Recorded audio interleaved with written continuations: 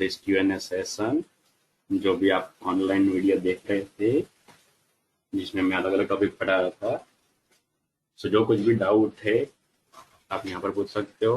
कि बहुत सारे अलग अलग स्टूडेंट की रिक्वेस्ट आई थी मुझे कि सर ये डाउट है, अलग अलग स्टूडेंटों ने रिक्वेस्ट की थी, इसीलिए मैं ऑनलाइन आया हूँ यहाँ पर।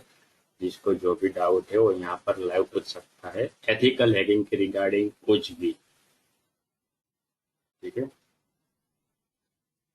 सो धवल को यहाँ पर कुछ डाउट है, अब छोटा सा डाउट है तो मैसेज कर दो या फिर डायरेक्ट माइक चालू करके बोल सकते हो। वायरस की रिगार्डिंग डाउट है, कुछ थियरी कंसेप्ट है तो आप टॉपिक लिख सकते हो, वरना डायरेक्ट माइक चल के बोल दो क्या डाउट है वायरस की रिगार्डिंग, मैं सॉल्व करवाऊंगा। हेलो। यस बोलिए। यस सर, मुझे डाउट था वायरस के रिगार्डिंग। एक्चुअली ये जो आपने से अलग अलग वायरस पढ़ा है तो उसके अलावा एक वायरस था, उसके रिगार्डिंग मुझे डाउट था कि वो वायरस किस तरीके से इफेक्ट करता है उसको। अगर वायरस हमारे पीसी में आ गया तो किस तरीके से रिमूव कर सकते हैं उसके रिगार्डिंग। ओके। रैनसमवेयर वायरस के रिगार्डिंग मुझे डाउट था कि वो वायरस किस तरीके की इफेक्ट करता है हमारे कंप्यूटर में, अगर हमारे पीसी में या कंप्यूटर में आ जाए तो।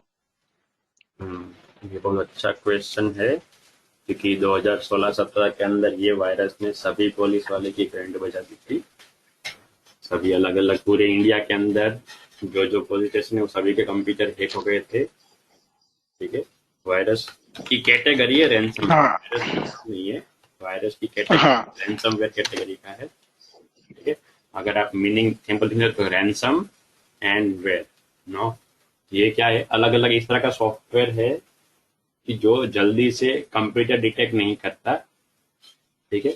और जब कंप्यूटर को मालूम पड़ता है तब तक ये कंप्यूटर फैल चुका होता है। मैं आपको एक स्क्रीनशॉट दिखाता हूँ अच्छे से, आपको मालूम पड़ जाएगा। ransomware images वन आता है। अगर आपने थोड़ा बहुत सुना हो उसके बारे में तो रैंसमवेयर तो एक कैटेगरी हो गई, जैसे मैंने आपको बताया था। एक्चुअल में जो वो कैटेगरी का वायरस था, उस वायरस का नाम था WannaCry। ठीक है। अगर आप कंप्यूटर में किसी को एक अटैक हुए देखा हो या किसी कंप्यूटर ने उसका शिकार हो गया ऐसा कुछ देखा हो, तो उसकी जो फाइल होती है वो फाइल एनक्रिप्ट हो जाती है एंड उसके पीछे WN वाला एक्सटेंशन लग जाता है, ये WannaCry वाला। मैं आपको दिखाता हूँ। हाँ ये रहा, this is special image for.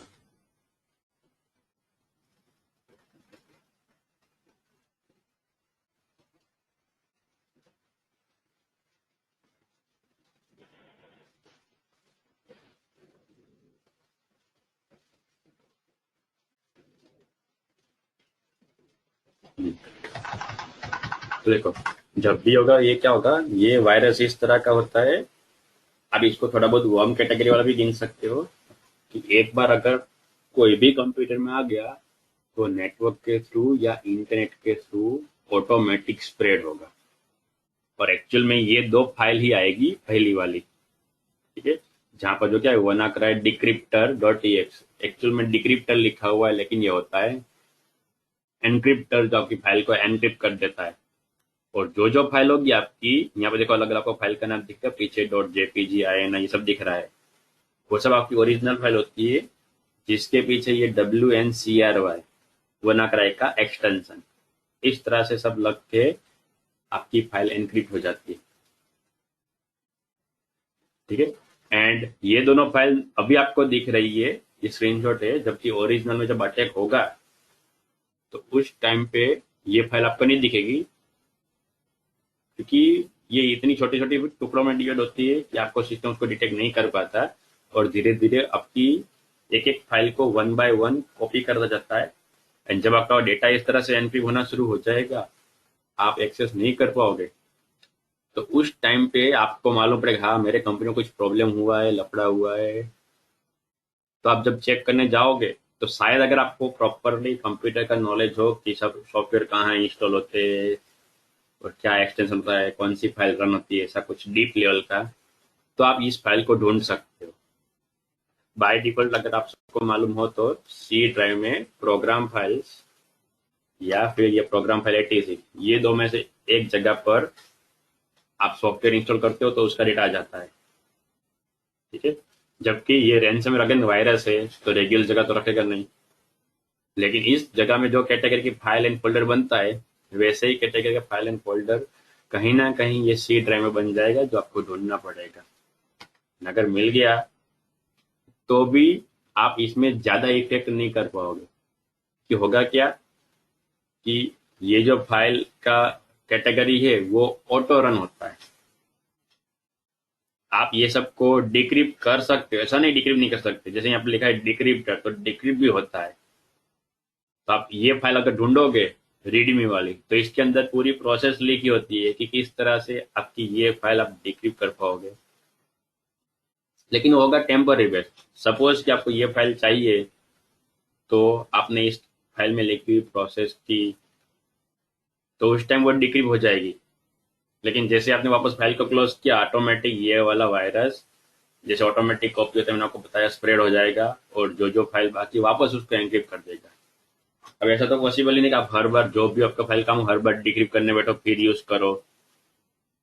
तो उस टाइम पे फिर क्या होता है कि ये पूरा आपका ब्लॉक कर देता है। एंड उसके बाद मैं आपको एक दूसरी इमेज दिखाता हूँ, इसको कॉपी करके साइड में रख दूँ। ये दूसरी इमेज वाली दिखाता हूँ कि जहां पर सब कुछ उसने लिखा होता है पहले से। मतलब जिनको कंप्यूटर वायरस है फिर उनको भी ये सब दिखता है कि व्हाट हैपन माय कंप्यूटर, क्या हुआ मेरे कंप्यूटर से, क्या ना है, रिकवर माय फाइल। आप रिकवर कर पाओगे कि नहीं, तो क्या कर पाओगे। लेकिन क्या होगा, इस तरह की जो आपको स्क्रीन दिख रही वही स्क्रीन वो कंप्यूटर वाले को दिखेगी जिसके अंदर वायरस आ चुका है। और उनको अगर इसको डिक्रिप्ट करना है तो यहाँ पर आपको कोड दिख रहा है, ऐसा कुछ अलग अलग रैंडम कोड उसको डालना पड़ेगा। उस प्रोसेस के थ्रू उसकी फाइल रिकवर होगी। मतलब यहाँ पर वो सब प्रोसेस ही लिखी, आप चाहो तो अगेन गूगल में से मैंने इमेज निकाली, आप आराम से पढ़ सकते हो। तो यहाँ पर क्या होगा, ये अगर प्रोसेस करके वो अगर पेमेंट करने में जाए तो वो क्या है, बिटकॉइन वाला फंडा है। नॉर्मली नहीं कि आपको रुपीज मांगे या डॉलर मांगे, तो आप उसको पे कर दोगे, ये डिटेक्ट भी नहीं होगा। तो जिन्होंने वायरस रखा है वो तो ऐसे ही आजाद घूमेगा। और आपका कंप्यूटर का डेटा इंपोर्टेड है तो आपको पे करना पड़ेगा। और उसमें भी क्यों ऐसा नाम रखा है WannaCry, क्योंकि इसकी जो प्रोसेस है वो बहुत स्ट्रिक्ट थी एंड एक्चुअल में सामने वाले को रुला देने वाली थी, तो इसका नाम WannaCry रखा है। कैसे, तो देखो, अगर ये प्रोसेस आपने की तो यहाँ पर अगर डिटेल पढ़ोगे तो इनको 3 दिन का टाइम देते हैं। अब ऐसा तो नहीं कि आपको आज मालूम पड़ा कि आपके कंपनी में वायरस है तो आप तुरंत घबरा के या फिर डर के पैसे दे दोगे। चाहे जितना भी इम्पोर्टेंट, आप क्या करो, कुछ ना कुछ खुद का जुगाड़ लगाओगे कि ये मैं कंपनी में वायरस आ गया है तो क्या करूंगा, कुछ गूगल करोगे, यूट्यूब के वीडियो देखोगे, या फिर मान लो कोई टेक्निकल बंदे का आपके पास कांटेक्ट हो तो उसको कांटेक्ट करोगे, कोई हार्डवेयर वाली या सॉफ्टवेयर वाली दुकान के पास जाओगे, भाई ये वायरस निकाल दे। ऐसा करते करते क्या, अगर यहाँ पर 3 दिन लिखा है तो आप लगेगा भाई चलो ट्राई करता हूँ, अगर हुआ तो ठीक है। एंड 3 दिन के बाद भी क्या, सपोज कुछ लोग ही पैसे देते हैं, कुछ लोग ऐसा तो भाई इतना का इनपुट डेटा में मुझे पैसे नहीं देने, तो वो ऐसे ही जान देता है या कंप्यूटर फॉर्मेट कर देता है। दैट इज ओके कि वायरस फॉर्मेट करने के बाद निकल जाएगा, कभी कभी नहीं भी निकलता। लेकिन सपोज डेटा जिसका इनपुट था उसका क्या, उसको तो पैसे देने पड़ेंगे। और ऐसा भी नहीं कि आपके पास एक्चुअल में 3 दिन का टाइम है। यहाँ पर आपको 3 दिन दिखा, देखो यहाँ पर लिखा है you have only 3 days to submit the payment after price will be, क्या लिखा है।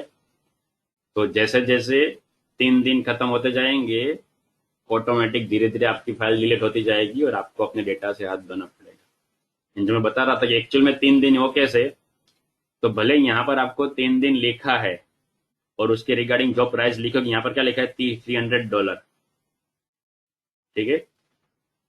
लेकिन हर 2 घंटे में ये प्राइस डबल होती जाएगी। यानी कि आप 3 दिन तक वेट करोगे तो ऐसा नहीं कि 3 दिन के बाद फिर से $300 दे के अपना डेटा निकाल लो। $300 2 घंटे बाद 600 हो जाएंगे, 2 घंटे बाद अगेन 600 के 1200 हो जाएंगे। तो अगर मान लो 3 दिन आपने वेट किया तो समझ लो आपको कितना पेमेंट करना पड़ेगा। तो एक्चुअल में सामने वाले की लगा देता है, इसीलिए ये वनाक्राई नाम पड़ा है जो एक्चुअल में सामने वाले को रुला देता है। बग बाउंड्री वो छोटा कंसेप्ट नहीं है, तो एग्जैक्टली आपको क्या डाउट है या जानना है, आप मैच चालू करके पूछ सकते हो।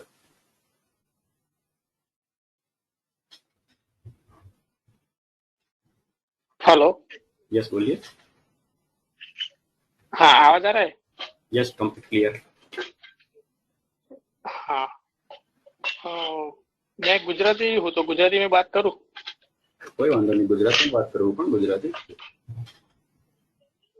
હા, એટલે આપણે બગ બાઉન્ટીનું એ પૂછવું હતું કે ઘણા ટેલિગ્રામમાં ને એવા બધા જે હોય છે એવા હેકર્સ લોકો હોય છે કે એ લોકો એવી ઓફર કરતા હોય છે કે તમે 500 રૂપિયા આપો, અમે તમને ડબલ કરીને આપશું, પેટીએમ કે ગૂગલ પે એના થ્રુ પેમેન્ટ કરીને।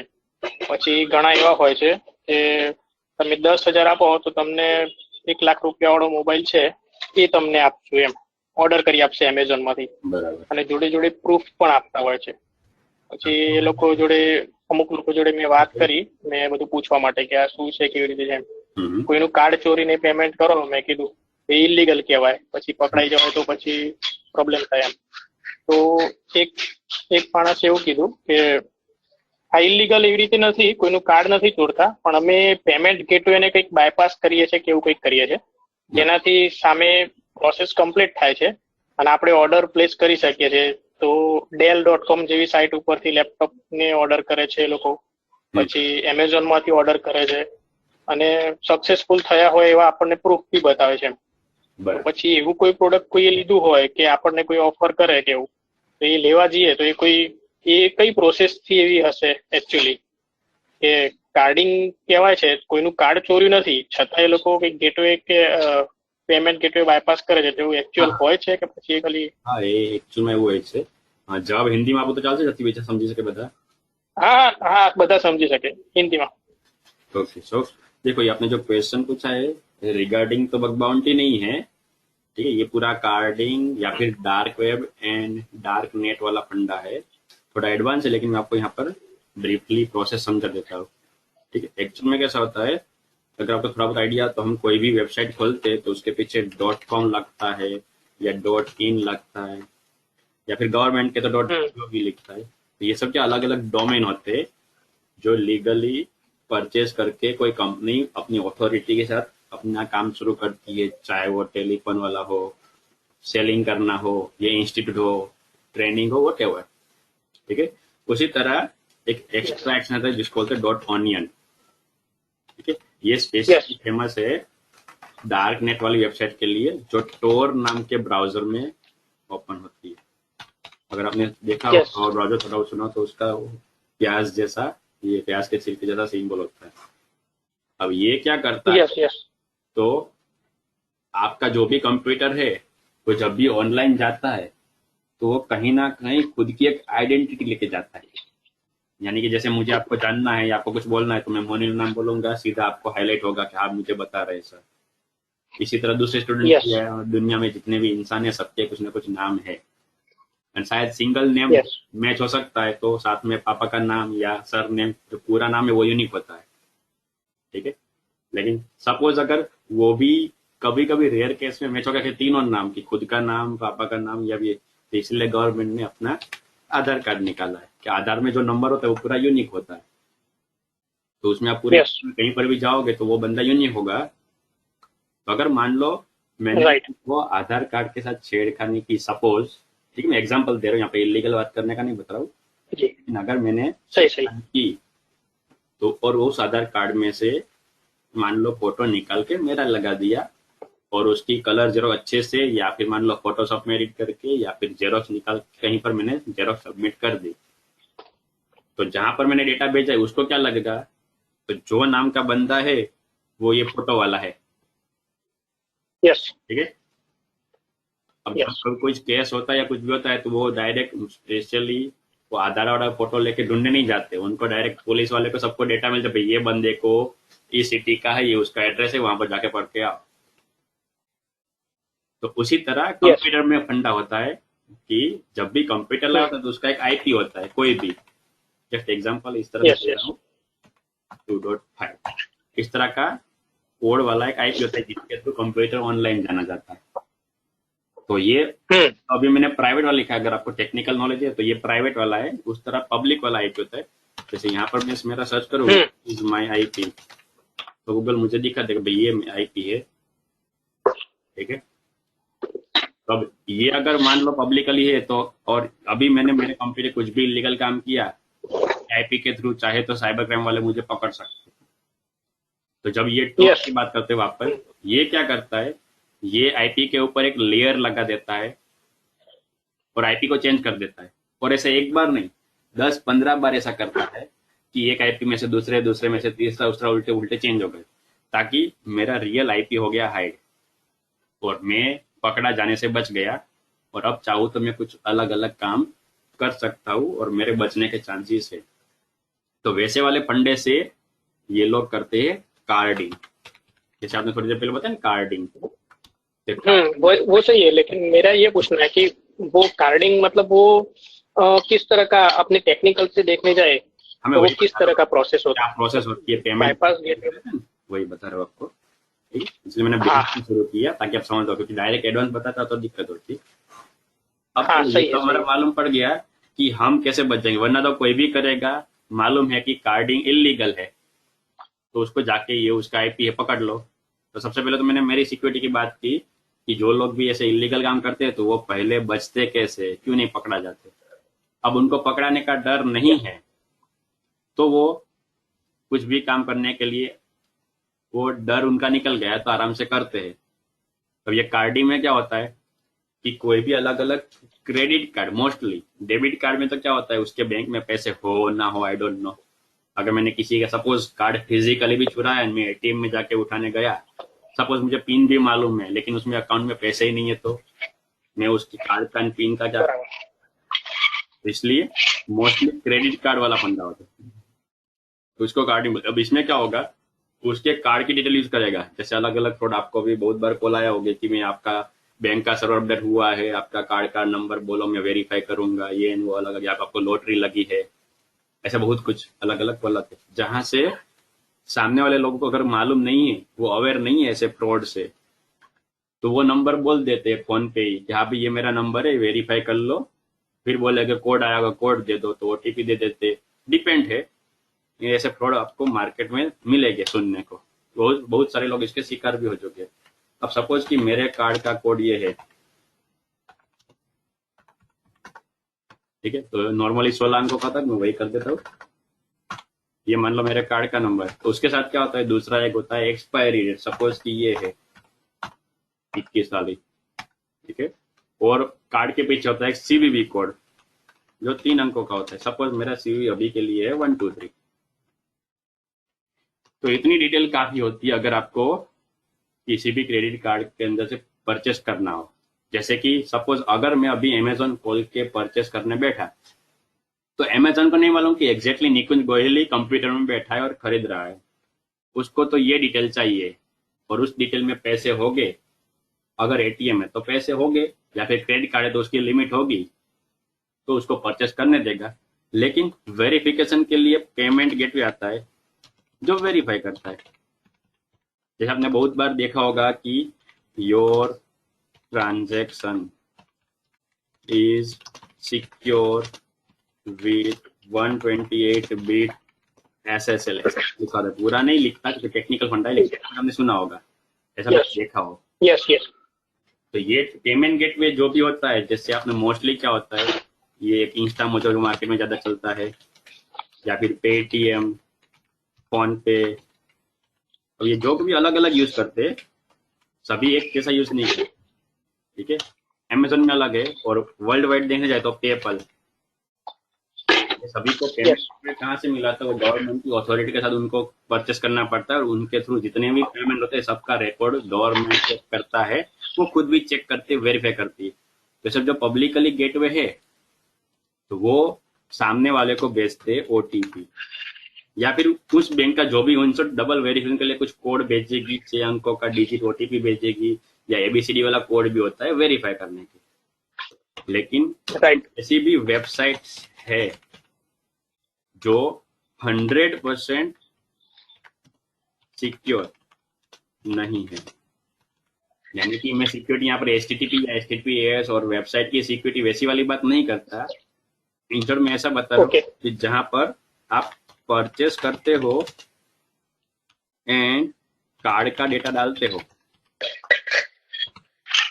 तो उसके बाद वो डायरेक्ट पेमेंट कट कर देता है, वो वेरीफाई करने के लिए नहीं भेजता। वो वन वे कनेक्शन वाला यूज करता है कि हाँ भाई कोई क्लाइंट आया, उसने कार्ड की डिटेल डाली, उसको परचेस करना है, तो मैं उसके कार्ड में से पैसे काट लेता हूँ। अब ये थोड़ा हाई लेवल का है कि ऐसे कैसे पेमेंट गेटवे बनाएगा, कोई भी ऐसे कैसे पैसे काट सकता है, थोड़ा हाई लेवल का है। लेकिन समझ लो कि ऐसे भी पेमेंट गेटवे होते हैं जहां पर वेरिफिकेशन नहीं पूछता, एंड वो भी कुछ लिमिटेड कार्ड के लिए। सभी कार्ड में कार्डिंग नहीं हो सकता, और इस प्रोसेस को बोलते हैं पेमेंट गेटवे बाईपास। ओके, ठीक है।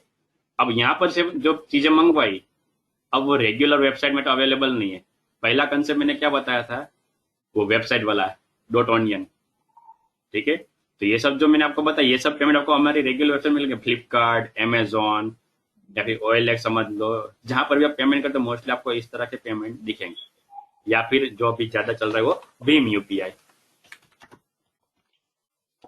ठीक है, लेकिन जो ये थर्ड पार्टी वाली वेबसाइट है .onion, उस वेबसाइट में बहुत सारी ऐसी है कि जहां पर ये कैटेगरी, जैसे मैंने आपको बताया कि जहां पर आप पेमेंट बाईपास कर सकते, तो वैसी वाली वेबसाइट यहाँ पर है। ओके, अब इस वेबसाइट से क्या हुआ, जिसने सेलिंग करने के लिए वेबसाइट बनाई उसको पकड़ नहीं सकते। फिर ये वाली प्रोसेस से क्या हुआ, हमारा पेमेंट बाईपास हो गया, और टोर ब्राउजर की वजह से जो खरीद रहा है वो हाइड हो गया। यानी कि पूरा जो प्रोसेस है वो एक लॉजिकली चल रहा है जो ट्रेसेबल नहीं है। और वहां से ओके, तो क्या करते, छोटी प्राइस में वैल्यू या प्रोडक्ट या सर्विस जो कुछ भी है, जैसे कुछ आपको सॉफ्टवेयर भी क्रैक वाले वर्जन मिल जाते हैं, तो वो सब यहाँ से बाय किया होता है किसी और के पैसे से। उन्होंने तो कुछ डाला नहीं, एंड फिर आपको बोलते हैं कि 1 लाख वाला मोबाइल में 10,000 में दे देता हूँ। अब वो एक्चुअल में आया तो इलीगल तरीके से ही है। भले आपको प्रूफ दिखा दे क्योंकि उसने परचेस तो क्या प्रोसेस की है, लेकिन वो कहाँ से परचेस किया है, कितना टाइम है, जो वो प्रूफ देता है वो बंदा वही है। अगर मान लो आपको कोई बेच रहा है, कोई मनीष भाई नाम का बिल है, और जो आपको बेच रहा है वो खुद मनीष भाई ही है, ऐसा तो प्रूफ नहीं है। तो आपको बिल का सबका दिखाएगा कि हाँ भाई मैंने परचेस किया है क्योंकि उसने प्रोसेस की है, लेकिन वो प्रोसेस कैसी है वो देखना पड़ता है। ठीक है, और आपको जो पैसे देगा, सॉरी आपको जो प्रोडक्ट देगा, उसके बदले में जो पैसे लेगा वो उसकी रियल कमाई हुई। आपको महंगा वाला फोन सस्ते मिल गया, उसको 10,000 लीगल मनी मिल गए, तो यहाँ पर जो प्रोसेस उसने की उसका उसका वो इनकम। इस तरह से होता है। समझ में आया? राइट, भी डाउट है? हाँ हाँ, कंप्लीट कंप्लीट कंप्लीट ना, तो इस तरह से होता है। वो प्रोसेस एक्चुअल में लीगल नहीं है, लेकिन आपके पास दिखाने के लिए उस बंदे को लीगल प्रूफ भी है, क्योंकि उसने तो प्रोसेस किया, परचेस किया है, लेकिन उसने पैसे दिए नहीं दिए, खुद दिए या किसी और से दिए, वो कुछ आपको तो बिल दिखेगा, आप इतना पैसे देके उसने प्रोडक्ट खरीदा है। डन? बराबर। तो इस रिगार्डिंग और कुछ डाउट है तो पूछ सकते हो, वरना ये पूरी प्रोसेस होती है कार्डिंग के अंदर। अगर हम कुछ परचेस करें किसी के पास, कोई हमें ऑफर कर रहा है कि चलो ये हम आपको परचेस करके देते हैं, तो वो अपने लिए कुछ रिस्की है कि फिर नहीं है? अपने के लिए रिस्क नहीं है। देखो अगर वो नया फोन देता है, अगर मोस्टली फोन की बात, वो है ना, आईफोन सब मंगवाते हैं, इसलिए एकदम बता रहा हूँ।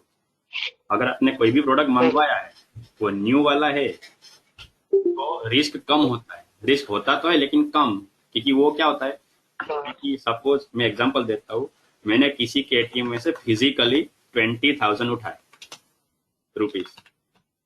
ठीक है, अब मान लो मैं अवेयरनेस वाला था, मुझे मालूम था कि केस हो सकता है, ये सब हो सकता है। ठीक है, और सामने वाला बंदा भी मान लो अवेयर वाला था, उसने कंप्लेन भी कर दी।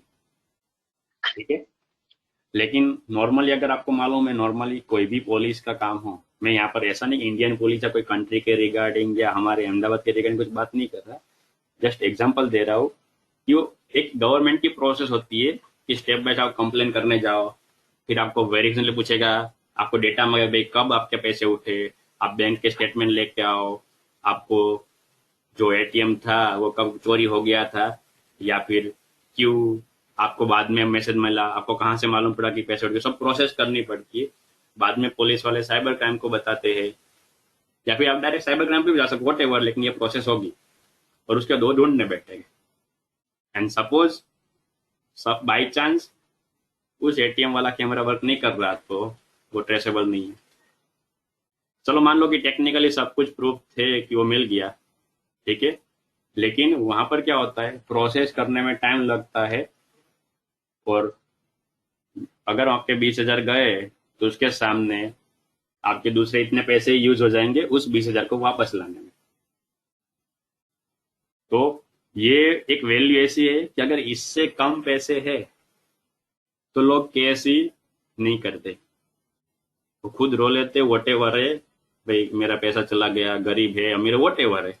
ज्यादा अमीर है तो उसको 20,000 फर्क भी नहीं पड़ेगा, एंड ज्यादा गरीब है तो उसको सब प्रोसेस मालूम नहीं होती, एंड बीच वाला बंदा बीच वाला रह जाता है। तो ये वाला फंडा, अब यही फंडा सपोज मान लो मैं कार्डिंग वाली बात करता हूँ, तो उसमें भी ऐसा है कि अभी अभी राइट नाउ अहमदाबाद के, जस्ट ओनली अहमदाबाद के 12,000 कार्ड की डिटेल पब्लिकली अवेलेबल है, जो ऑलरेडी मतलब हैक हो चुके हैं या फिर कार्डिंग के लिए अवेलेबल है, ठीक है। और उसका प्राइस क्या पता है, सिर्फ 16 रुपये। यानी कि आप लीगली मुझे पेटीएम से या कहीं से भी आप मुझे 16 रुपये दोगे, मैं आपको एक कार्ड की डिटेल दे दूंगा। अब वो कार्ड से आपको जो खरीदना है जो करना है आपकी मर्जी, मेरा कुछ लेना देना नहीं, मैं सिर्फ आपको डिटेल दूंगा। अब मैं तो बीच में से क्या, मैंने सिर्फ आपको डिटेल, जैसे ब्रोकर होता है मैंने आपको दे दी, अब आप परचेस करते हो रिस्क लेके तो रिस्क आपका, आप परचेस नहीं करते तो आपकी मर्जी। आप जस्ट प्रैक्टिस के लिए कार्डिंग कैसे होता है देखना चाहते हो करो, पुलिस आपके घर आई ना आई, आप पकड़े गए, वो आपके ऊपर डिपेंड है।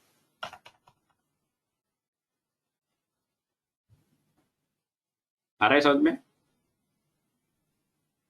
Right, complete. ओके, तो इस तरह का फंडा है। सिर्फ अहमदाबाद के 12,000 कार्ड है, आप समझ लो। तो गुजरात, इंडिया, वर्ल्ड वाइड ये लाखों के अंदर हो जाते हैं।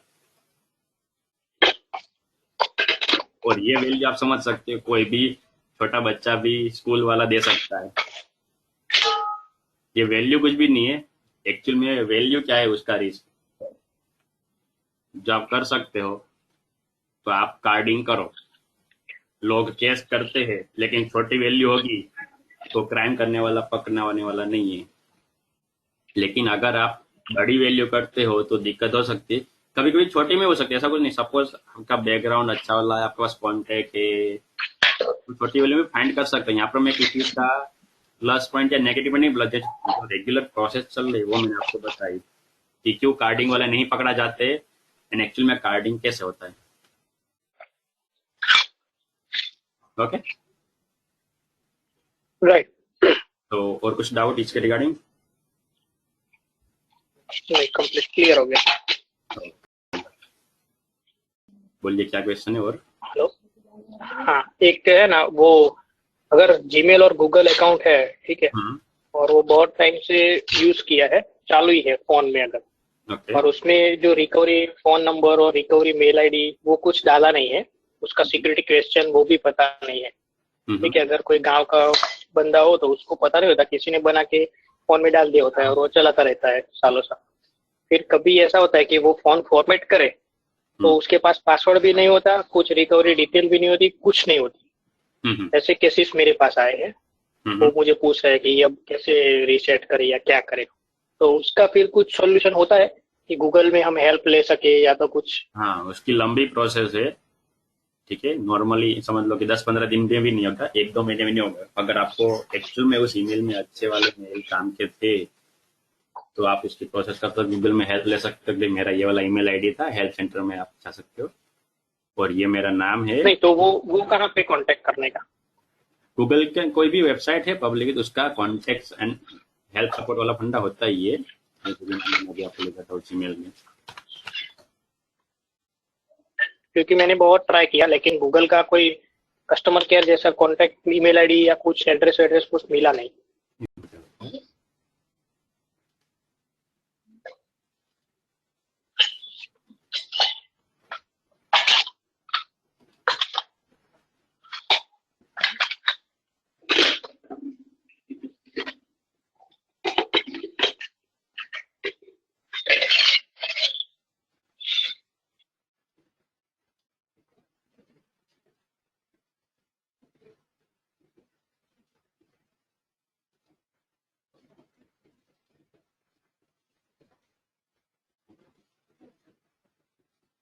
ठीक है, यहाँ पर आप चाहो तो कर सकते हो sign out Gmail, change reset password, delete recover, delete Gmail में से, क्लियर अकाउंट, चेंज जीमेल। नहीं, ये सही है, लेकिन ये तो लॉगिन करने के बाद आया ना मेनू, वो तो लॉगिन ही नहीं हो पा रहे, तो फिर उसको किस तरह से हम रिजॉल्व करवाएं? टेम्पररी क्या होता है, न्यू अकाउंट बना सकता है जीमेल का, और वहां पर फिर जाके बोलता है ये मैंने नया अकाउंट बनाया है, दिस इज माय पुराना अकाउंट अलग था और वो मुझे वापस चाहिए।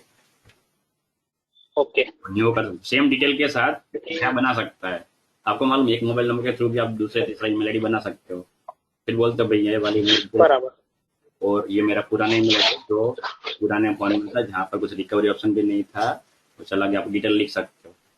एंड ऐसा कुछ मान लो गूगल रिप्लाई नहीं दे रहा, तो आपने जो मैसेज दिया ना उसका आप स्क्रीनशॉट ले सकते हो, या फिर अगर मेल में बात की तो वो मेल उसके आप प्रिंट आउट निकाल के फिर साइबर क्राइम वाले के पास भी जा सकते हो कि सर ऐसा मेरा अकाउंट था, ये मैंने गूगल में कंप्लेन भी दी लेकिन वो कोई रिस्पॉन्स नहीं दे रहा, तो वहां पर आपकी कंप्लेन दर्ज होगी।